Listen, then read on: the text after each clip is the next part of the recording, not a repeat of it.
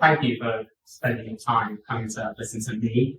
I'm usually much more fun and throw out 5 beers and a few dances, a few views on the dance floor. But not quite today's topic, although the bar is there, so we're getting there. But my name is Rob Curtis. I'm the founder of a digital marketing agency for a few years. We've been about 2 years. Today, the most important thing I want to share with you all is a couple of tactics and a couple of just little nuggets and tools and ideas that you can begin to think about to revitalize your business. And ultimately, my question to you all is, would you go into this shop? But what does this shop say to you? It's tired, it's used, it's definitely closed. And I think as a marketer, we have to, and as a business owner, we have to constantly think about the fact that our website is our source of, right? It's common language, it's and we need it to be at the best we can. We need to be able to give it enough legs, to enough opportunities to be able to drive the right type of opportunities to us. So there's marketing departments in it, or web designers within departments. Our goal is to make these things, our storefronts, work to their optimum. And what I want to talk about today is a bit of a step where we start looking at website looks, feels, that's one part of it. Then action, what are we doing to improve it? How are we making things better? So things like search engines. So our social media channels, obviously Dee's just given a nice talk there around social media as well, PR, as well as things like paid advertising. We need to think about what we're talking about, who we're talking to. But this that kind of surprises me. Brand for hosting, they're a hosting company. Core design and content drive, I'm too much about that later. Core design and content drive 38% of our website business traffic. Drives 38% of web visitors on website. And if you think about the fact you might get 5 leads per week for some businesses, that's a big chunk of opportunities. To the scale of Gymshark, however many hundreds of thousands of orders they take a week, imagine 38% of their revenue. It's a scary thing. And I think we need to start thinking around how do we address this, what we need to do. So tip number 1 is all around understanding data. Get these things set up in the first place and to begin to review them and help you make conscious decisions. So I'm just going to share a couple of quick tools and a couple of quick notes around what those tools are and what you should be exploring. I can't way too much from this later. Sorry, it's a little bit out of focus, so I won't break the machine, the presentation thing. But Google Analytics. We all know what Google Analytics is, right? It's if we're close. Essentially, what Google Analytics is the ability to track your website's performance. So that can be as simple as how many visitors you have to your website today, down to some very, very granular data. But at the same time, you can see things on a page-by-page basis, how every page is performing. And with the right tracking you can set up, that you can actually begin to understand when, what pages, and how people convert. So ensuring this is set up and set up correctly is really, really important. There's another tool that Google supply you with, Google Tag Manager. It's very nerdy, I won't lie, but that is pivotal to be set. That's so important to be set up because it helps you track every transaction, every click to call on your website, every contact form completed, to actually allow you to see what pages are doing the right things. And what I'll talk about micro and macro conversion later on, but it's not just about that end conversion, as in brilliant, a sale, a lead, but we want to think about that bigger approach to how do we get more people in, let's call it the top. I'll cover that later on. Being a guy that's done search engine optimization for over 10 years now, this is the closest thing to the Holy Grail you'll ever get. And it's called Google Search Console. Many years ago, very geeky, spent my life just wanting notes and putting text and behind white fonts and white text behind white bubbles and all this nonsense. Where now the process of SEO is just evolving so much, and it's a joy to be seen because we're seeing a lot more a focus from Google around the value of content, the information that we share. Well, absolutely brilliant. What Search Console can tell you is for every single page, you can begin to learn the terms, the language that your pages are individually existing for, and that's called impressions. And then obviously what terms or search queries, keywords exist that you receive clicks for. So this is a really, really good layer of understanding around are these keywords relevant to our page? So we've got our own metric internally where we start to define what that looks like. But B, can I use this for content elsewhere? My social media, for PR pieces, this will be for other articles, podcasts, any idea. All of a sudden, you've got access to a database of people with content on your website already that you can reskin and repurpose, but in so many different formats. I love this tool. It also delivers you a bunch of technical noise, but I appreciate I won't bore you with that too much today. But again, it's a really powerful tool. And this is live by about 2 days. So as you start to run, as you start to make changes, you can watch this on a page-by-page basis to truly determine, are the things I'm doing working? Am I getting the results I need? What do I need to do next? So again, really, really powerful. Really quick nerdy one. PageSpeed Insights is completely free. Literally, PageSpeed Insights, it comes in very, very handy. Go and understand what your page, how efficient and effective your page loading is. So there's lots of different metrics and loads of things that throw around, like core web vitals, etc. But just go and look at the loading times. You want them to be as quick as possible. And what you can often find, if you build a WordPress site, for example, there's some great plugins.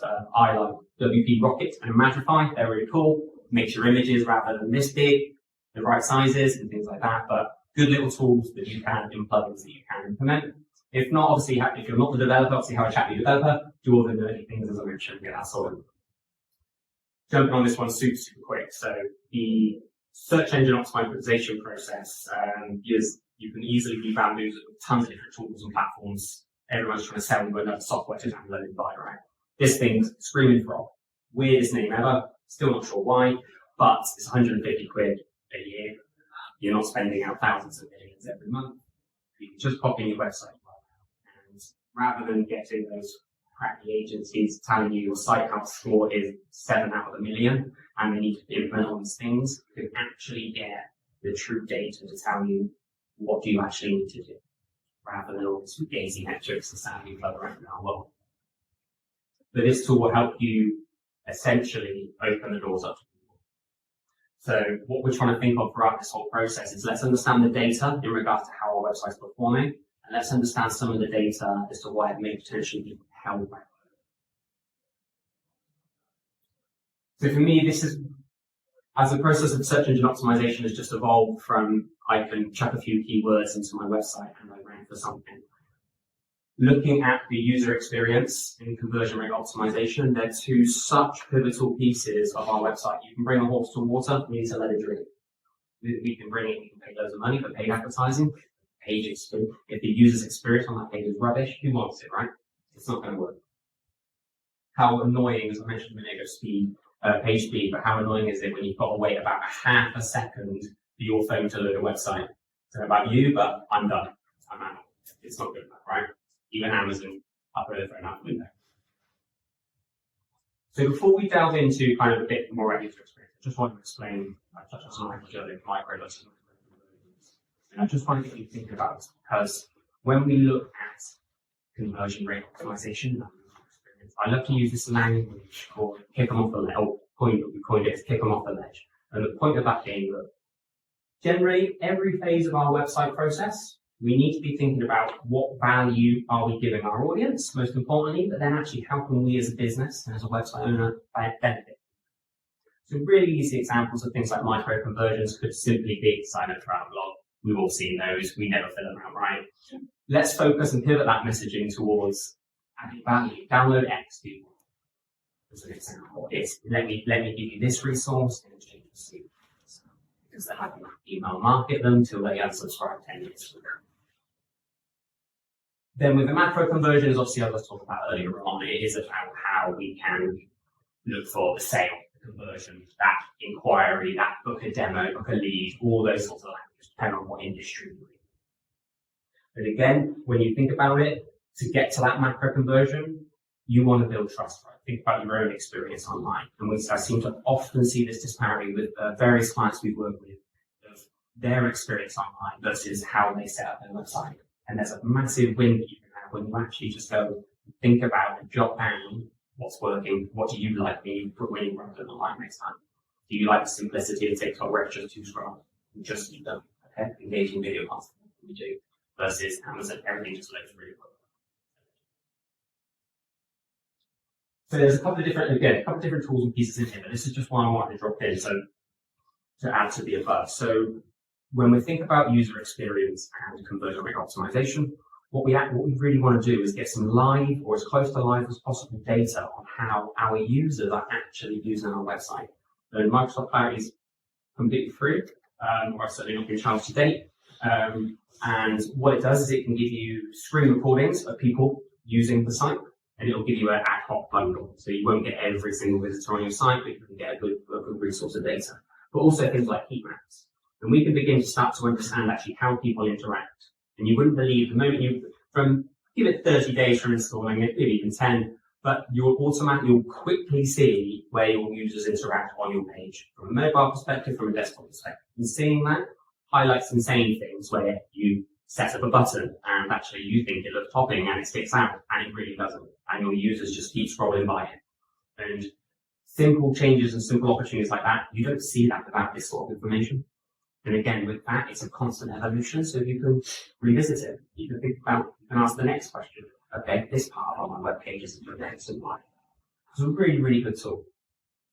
But here's just a couple of quick nuggets around sort of user experience. So ultimately, like I said earlier on, we want that objective. We want to bring out micro conversion, get that download data, get their email address or whatever, to then the whole conversion piece. So I think we have to think, number one, we're very much giving space, right? We're very much in a society where value is out in the market for free. When we think about the sort of marketeers in the world, Alex Hormozy, Gary Vaynerchuk, that mindset is give all the way for free. So here is about us boosting the incentive and giving that value, giving that true value away. It's not just another lead magnet download. There's a reason why it exists, and giving that to our audience. It's very easy to not do that. It's very easy to say, well, just come work with it. But as a consumer, well, you haven't proven to me that it's worth my time. And that's where the value of utilizing the data and giving that value so powerful. I was actually having this conversation earlier about contact forms, and it's so easy to ask for too much from our audience. And again, when we think about where our audience is in their own buying journey, is it just a download? And I just want a quick Google Sheets doc, that's great, but I'm not going to give you my mother's maiden name as well today. You become too engulfed in what we want. So let's break it down. Think about those lead magnets, give your email address. And then as we go further through that process, yes, of course, as businesses, we don't want leads, let's face it. We don't want that noise. We don't want to be having hundreds of phone calls when only 5 of them are good. We can begin to test that and learn. And then enhance. Again, it's your website, it's your forms. Go and play with that messaging. What are the questions you want to ask? So start small, grow out, and taper when you can see that point, depending on obviously what practical tactics you're using. But we were able to, actually, it's a pretty good example of this audience or in regards to performances. We were able to increase using running a pay-per-click campaign, £1,000 a month spend, and they were a high ticket value B2B solution and software piece. And they were originally generating about, I think it was 40 demos a month. They were asking for a lot of data, and as I said, another networks making names. But we were able to spend exactly the same, people take exactly the same.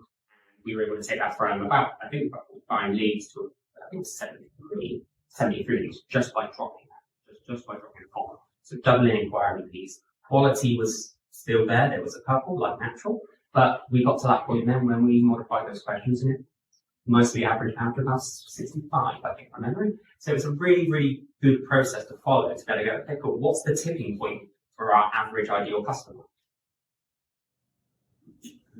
Thinking about, I'm coming back to this value adds piece, but I just want to talk about an opportunity to add more value again. So this is a good example of a sort of an exit pop-up form. So if somebody goes obviously on their laptop, go and scroll away, effectively going to click the X. It's a great intent pop-up, that exit intent pop-up form. That's a mouthful. And what that can do is give us another opportunity to get in front of our users' eyes. I'm seeing these becoming more popular, which is great because it reminds me what I'm missing out on. And just before you go type philosophy, right? If you have that one last chance to pitch to someone to grab their attention, exit intent pop-up forms are really, really strong. But again, come back to my previous point. Think about actually what are you offering? Rubbish knows no more. You can really make that offer good. For e-commerce, that could be an extra discount piece that you haven't demonstrated yet. That could be a sign up and save type mindset from a more service-based business. It could be access to X downloads, Y downloads, as simple examples, calculators, make them really valuable. And again, with this, I love this one by Ruby, the different demonstrations here and pop-ups. So straight away then we've got standard black on white background, which pretty much aligns with the image, but just the difference of modifying and playing with your the visualization, of your call to actions, but not even the language. So like when you think about it in e-commerce, you constantly see the language of buy, shop, order, reserve. It's all those sorts of things seen in the software sort of industry. It's try, get started, subscribe, sign up, free demo, and all this sort of language again. Try and be different. Try to find, throw in ChatGPT, it's a quick win. Find different language to use that you truly believe resonates with your audience. And that's such a powerful piece to stand out. When you think about people use Facebook ads and all this sort of thing, that real hero one-liner, one-worded or two-worded phrase, yeah, great option. Have different pages on your website, have different. I promise I won't get too geeky, but point number 3 is about our content message. So we've just gone through a process of, let's call it cleaning. Okay, we're housekeeping, we've given everything under the roof. Looked at some of our data, we've taken some decisions to modify our call to actions, to add some lead magnet values, making sure our messaging is correct. And now what we want to think about is actually how do we start to take on what it is. We've based on that, we've done that. And SEO macro there's a few different layers of the one that we have is also more importantly, you don't get rid of the free flow. But I'm just going to focus on the backgrounds. So one of the most important things is good old fashioned understand your audience. And I think what's important here is to have a mindset, or I certainly have a philosophy of it's not necessarily about niching your entire business in this construct, but it's about niching your marketing. And that word just reminds me of code every single day, does it not? But that ability to go, okay, cool, I need to talk to people that have this problem. And sometimes you can layer it down in the sort of visual here of age, genders, all those sorts of pieces. Actually, for every industry, that doesn't work as clearly as that. But what we can do is, what we're actually focusing on here is beginning to identify more of their sort of psychographics and layers to that, saying essentially, okay, cool, what are the problems they're having in their wider day-to-day life that we can align with, we can relate to, and we can market to. So I think it's about that rather than just saying John's 47, he has a cat, a dog, 3 kids, and a giraffe. It's not going. It's too basic, right? We need to be thinking more about what their actual problems are in their day-to-day working and personal lives, depending on the example. And just before I jump into sort of my key tip in this area, but the process of search engine optimization has evolved so much, and whilst there is still an alignment to keywords, because that's what we can get data from, I mentioned it earlier in Google Search Console, what we really need to think about is how we adapt to the subjects and the problems we're solving. So coming back to that ideal customer image a minute ago, we need to understand their questions and answer them. And it's not just us thinking about this keyword ranker has loads of traffic or visits a month, searches a month effectively. We need to rank for that. No. There's so many more opportunities in the data to allow us to demonstrate the value we can give our audience.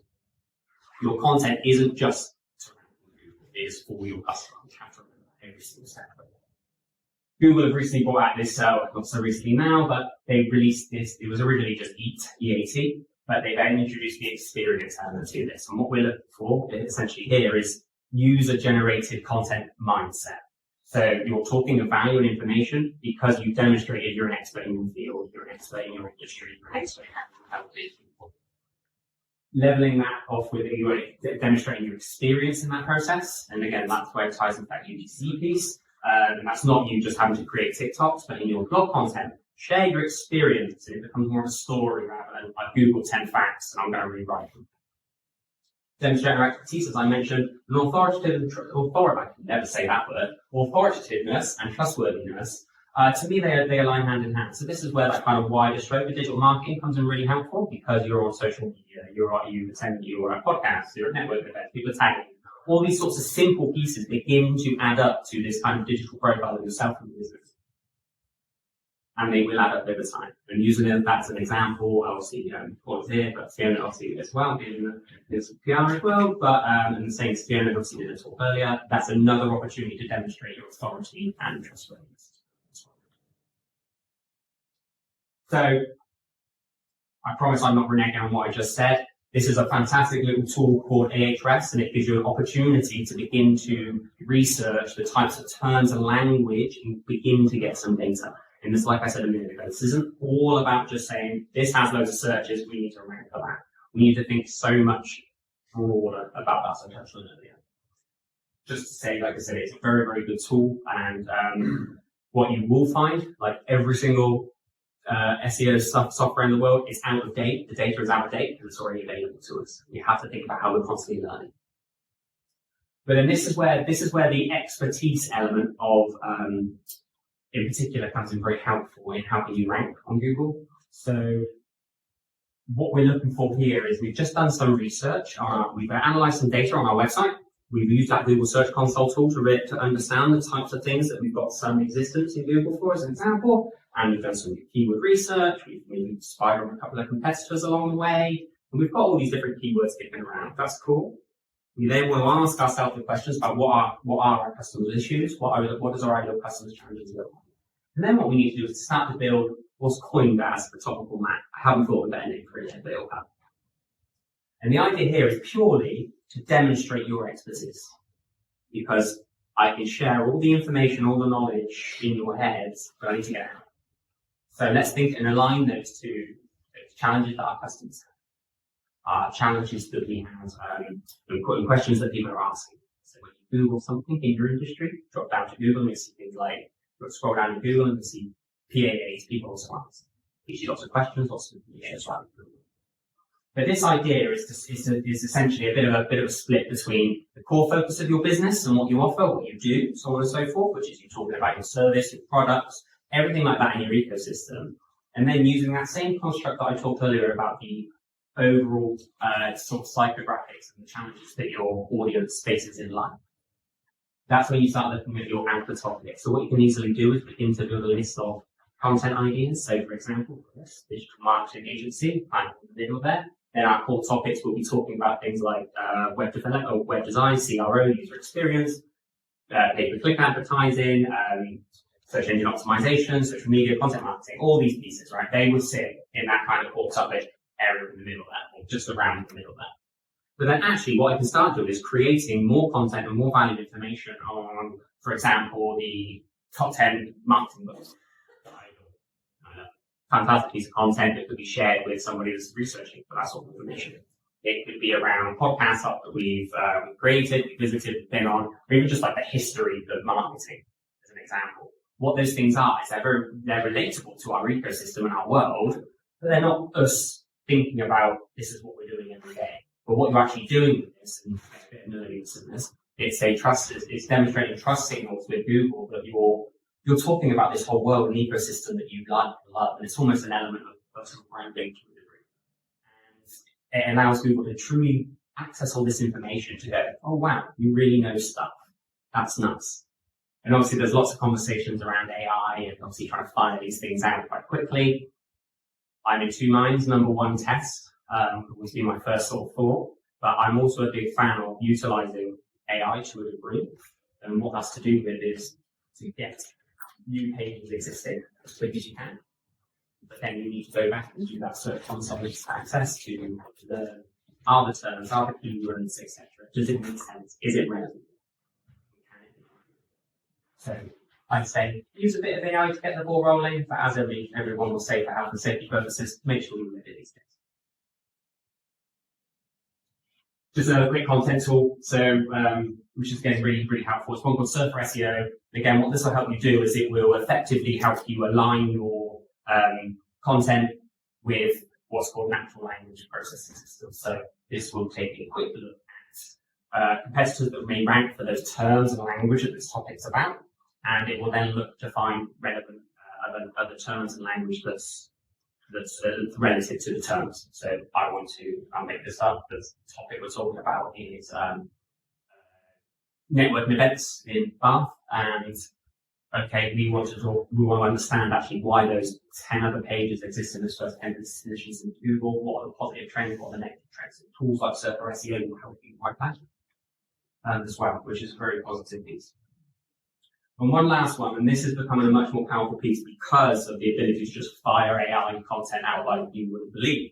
But that content diversity exercise, so straight away, just as a little example here, we've got YouTube pieces of content in here, we've got visualizations and graphs and charts. Again, really good examples of this demonstrate our expertise and knowledge of sharing extra information. It's not just words on a page, which is extremely powerful.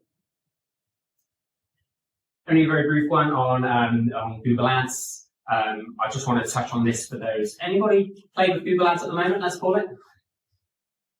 A little play? A little play? Tiny. So obviously, again, there's so many rabbit holes that we can go down with this process, but I just wanted to flag something for you guys to consider exploring. Because we've done this exercise, we've improved and enhanced content on our website, we've thought about the design elements, we've thought about improving that concept of making sure people can convert, and giving them the right thing to kick them off the ledge onto the next part of your sales process effectively. But what's a really powerful tool is Performance Max. And by the way, that is built by AI. I thought that was pretty good, if you ask me for a visual. I was struggling for a good image. But the Performance Max model that Google Ads offers will always be, in my opinion, subject to testing, but we're seeing absolutely incredible successes with it across a multitude of different industries, e-commerce in particular, as well. I'll show you an example in a minute. But this process here is a very high-level example, is an opportunity where we supply Google with data, information, what we want to target. So if you think about old-fashioned keywords, not so much like that anymore, but what we'll supply them with assets and information. So videos, images, all sorts of pieces, other information as well, certain other pages you want them to be able, people to be able to visit, all sorts of things. But what Google will then do is make the best decision it can to ensure that your ads appear in the right places and to optimize for conversions. Because when lots of people set up Google Ads, they don't set up their conversions, like I talked about earlier on, and Google doesn't actually know what it's doing. It's effectively running live. So yeah, just to flag this one. So this is essentially the sort of construct where utilizing video content, etc., you may have created, you can share links, you can upload, if you've got a YouTube channel, you're creating content in certain places, upload visuals here, and then again, they will use that data to the best of its ability to get conversions. So actually, it might turn out that you actually get your best conversion, so your inquiry, or form submission, a click to call, whatever, or purchase, actually from YouTube. So that's where it's going to spend the money. So there's lots of different things that you can do to pull that apart, but from a high level piece, I definitely suggest it would be worth exploring. You can begin to learn quite quickly in this process. So you think about that user experience earlier on. It's a really good way to expedite the process to learn. We want to be able to go, okay, cool, making great changes. Does it actually work? Let's look at it. This is just actually a quick example of what we did with our e-commerce runs. That was over about 3 months. They were 1,500 quid ad spend all the way through, and still are, funnily enough. But they were something like 1,500 quid month one was a thing returned about £12,800 in sales, and then from you kind of see where the top red line is there, you can see on the averages, and they're averaging about 60k month revenue comparison, and that's really a process of modification with Google with Performance Max, but that being a key catalyst rather than just Google shopping ads. Yes. And this is a little bit of a sidestep when it comes to growing your website, but I do believe this is truly, truly important, this current era that we're talking of, that we're living in. And I think the power of your personal brand as a business owner is effectively our job is to tell stories. And we want to be able to educate our audience in a way that they can resonate with. And that's, to me, a very, very powerful. I'm lucky to know some incredible social media experts. But the opportunity there to be able to demonstrate who you are and tell your story can actually open you up to a whole lot of opportunities you may not even consider, with things like cheesy video content. Because believe me, I hate these. I absolutely hate them. I have to film this today because my team had me to, and I couldn't think of anything worse. But actually, the ability of having to be able to create this for me personally is actually a lot quicker than you think about, okay, I need to write X, I need to write Y, I need to use an F. But then also the same construct of looking at things like podcasting, and again, ignore the photos, bangles, my hair's terrible. It's, but that ability to think about, okay, cool, how can I be in as many places as once as visible, and be as visible as possible? There's some extremely powerful areas there. Being in the B2B space, for a lot of people in that sort of B2B industry, I think that Natalie mentioned it this morning with Brett's talk, if you're able to attend, that LinkedIn's a really powerful place for that. But I think when we have to consider things like TikTok and obviously Instagram, because that user-generated content is so powerful, as you attested to earlier, that ability to tell a more human side of who you are. It's not just about selling for today, you're building fans to sell. That's just as things that you do. And the choice of things like that is there's a opportunity. So I've just been my favorite creating things. But I think one of the pieces, again, just to touch on there is I talked about AI and automation wrong. But looking at things like video content, you can give it so many different opportunities. They can be embedded on your website. You can share certain pieces of content on there. You may want something like a long form piece of content on there, or at least sort of 2 to 5 minutes. But then or even long form pieces if you're into that, if that's what you'd like to do.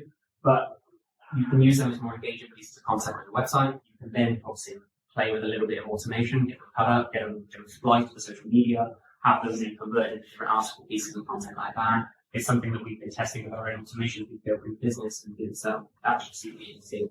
And it's been really, really valuable because again, why not give one piece of content and choose pieces at once? Which is a really, really powerful.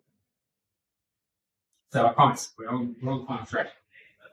Job number 1, if you haven't written this down, use tools like Google Search Console, optimize your site performance. So we've looked at analytics, Search Console, streaming from PageSpeed Insights. I talked about Microsoft Clarity a little later on as well. To be able to go, okay, I can't do anything until I have information. If you don't have that information, get them set up, then review.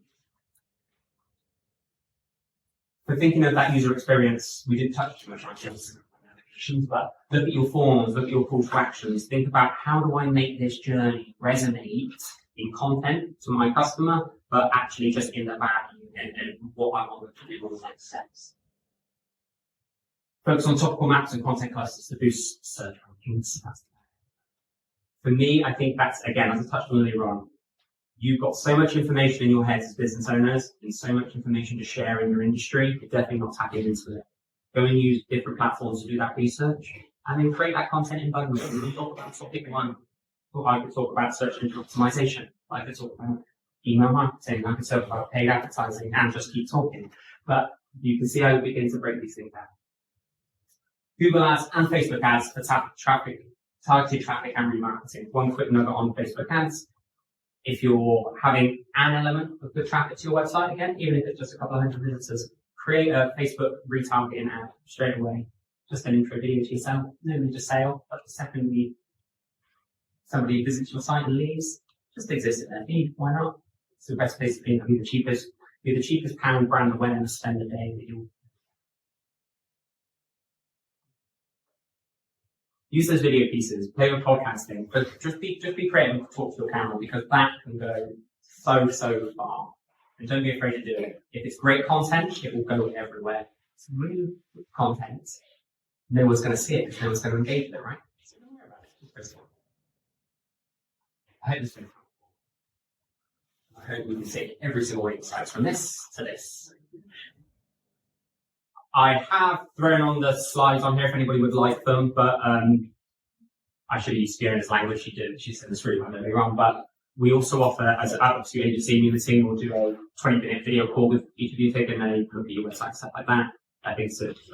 I'll say it, they do a very good, the team, and the team certainly do a better job than I of keeping it to 20 minutes, but being able to obviously take a look at your website.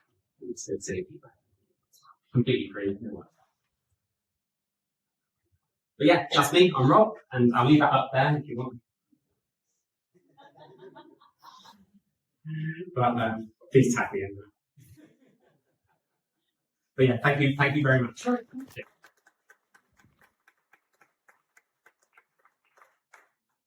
Is there any, by all means, I'm conscious of time? Yeah. Yeah, okay. Well, I just need to. I'm Dustin. I'm around, so if anybody wants to come grab me, more than happy to answer any questions. Yes. Just say when.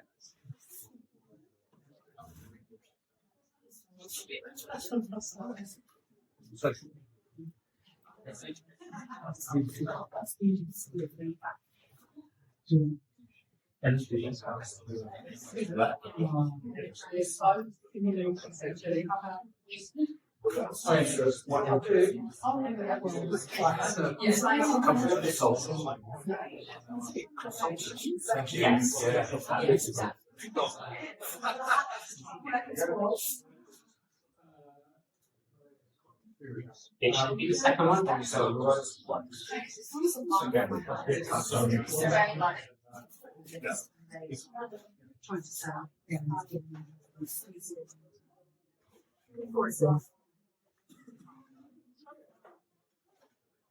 Yeah. Okay, but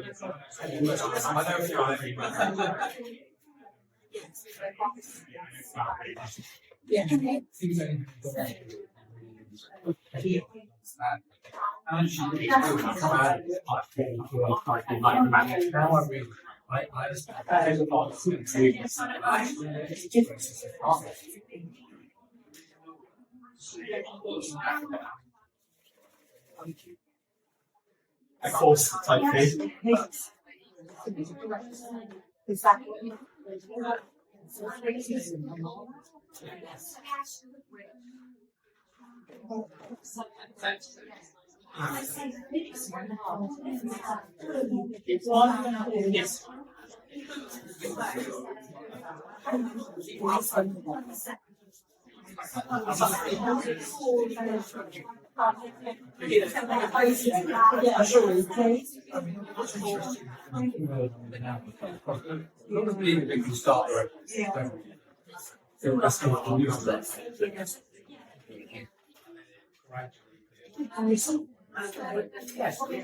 Or maybe they don't get choices.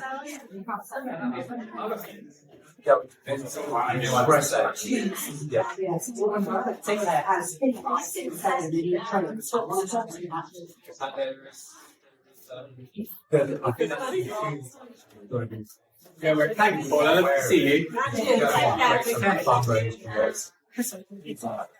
Very helpful. Oh, thank you. I appreciate it. Just wanted to ask you.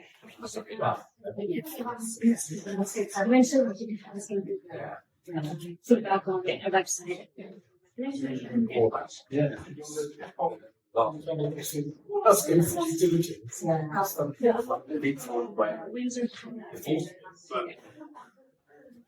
On these articles, they have the fixed budget to be ready. That's it.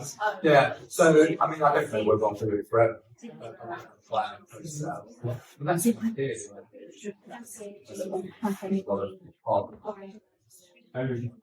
That makes sense. So you can navigate.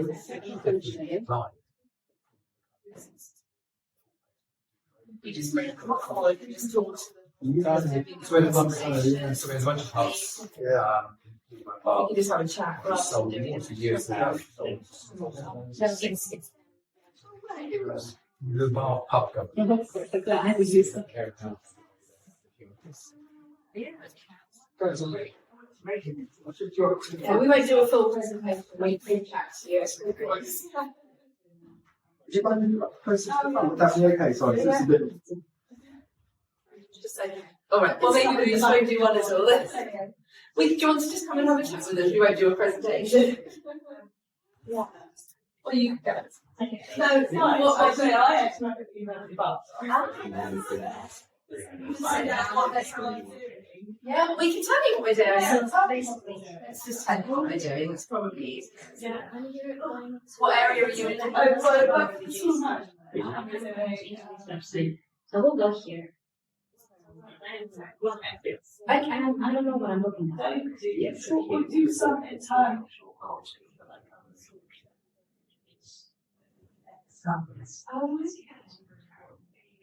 Yeah, so I mean, we do.